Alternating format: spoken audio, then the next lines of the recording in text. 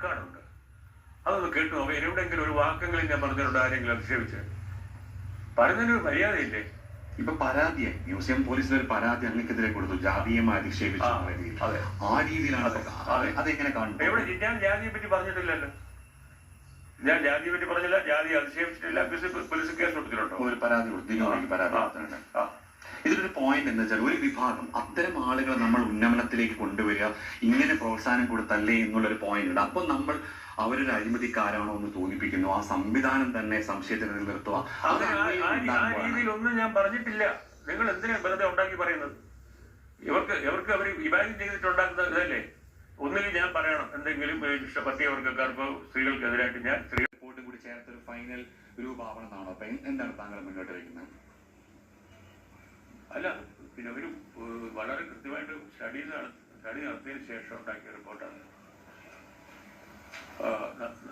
എൻ്റെ അധ്യക്ഷത ഉണ്ടായിരുന്ന റിപ്പോർട്ട്. അതിൽ ഷാജിയും പിന്നെ സുരേഷ് കുമാറും ഒക്കെ അംഗങ്ങളായിരുന്നു. 6-7 അംഗങ്ങളുണ്ടായിരുന്നു. വീണ ജോർജ് അതിൻ്റെ സെക്രട്ടറി ആയിരുന്നു. അങ്ങനെ ഉണ്ടാക്കിയ റിപ്പോർട്ടാണ്. വളരെ വിശദമായിട്ട് പഠിച്ച് എഴുതിയ റിപ്പോർട്ടാണ്. അതായത് സിനിമ ഇൻഡസ്ട്രിയിലുള്ള ആളുകളെല്ലാം ഇന്റർവ്യൂ ചെയ്തും എല്ലാവരുമായിട്ട് സംസാരിച്ചും ഒക്കെ ഉണ്ടാക്കിയ റിപ്പോർട്ടാണ്. അതെടുത്ത് അങ്ങോട്ട് മാറ്റി വെച്ചു. ഇതുവരെ അത് എടുത്തു നോക്കിയിട്ടില്ല. എന്നിട്ട് അതിൽ പറഞ്ഞിരിക്കുന്ന വളരെ പ്രധാനപ്പെട്ട കാര്യങ്ങൾ, എങ്ങനെയാണ് സിനിമയെ പ്രൊമോട്ട് ചെയ്യേണ്ടത് എന്നുള്ളതിനെ പറ്റിയാണ് പല കാര്യങ്ങളും പറഞ്ഞിരിക്കുന്നത്. അതിൽ വളരെ പ്രധാനപ്പെട്ട ഒരു കാര്യം, ഈ നമ്മൾ അവാർഡ് കൊടുക്കുകയും അല്ലെങ്കിൽ വെളിയിൽ അവാർഡ് കിട്ടുകയും അല്ലെങ്കിൽ നാഷണൽ അവാർഡ് കിട്ടുകയൊക്കെ ചെയ്യുന്ന പടങ്ങൾ എല്ലാ സിനിമ ഇപ്പോൾ KSMDC തിയേറ്ററുകളുണ്ട്. പറഞ്ഞാൽ 10-20 തിയേറ്ററുകളൊക്കെ ഉണ്ട്. അവിടുത്തെ ഏറ്റവും ചെറിയ സിനിമ ഹാളിൽ ഈ പടങ്ങൾ കാണിക്കണം എന്ന് മാത്രമല്ല, ഇന്നലെ പറഞ്ഞിട്ട് ഒരു ഷോ കാണിക്കാനല്ല, അത് എല്ലാ സാധാരണ മറ്റു പടങ്ങളെല്ലാം കാണിക്കുന്ന പോലെ തന്നെ മൂന്ന് ഷോ ഉണ്ടെങ്കിൽ 3 ഷോയും കാണിക്കണം. അത് കുറഞ്ഞത് 3 ആഴ്ച കാണിക്കണം. അതിന് ആളില്ലെങ്കിൽ പോലും 3 ആഴ്ച കാണിക്കണം. കാരണം ആളുകൾ പറഞ്ഞു കേട്ട് അറിഞ്ഞു വേണം വരാനായിട്ട്, ഈ പടം കാണാനായിട്ട്. പലപ്പോഴും അങ്ങനെയാണ്. വലിയ പബ്ലിസിറ്റി ചെയ്യാൻ ഈ കൊച്ചു പടങ്ങളുടെ നിർമ്മാതാക്കൾക്ക് അതിന് പടം കാണത്തില്ല.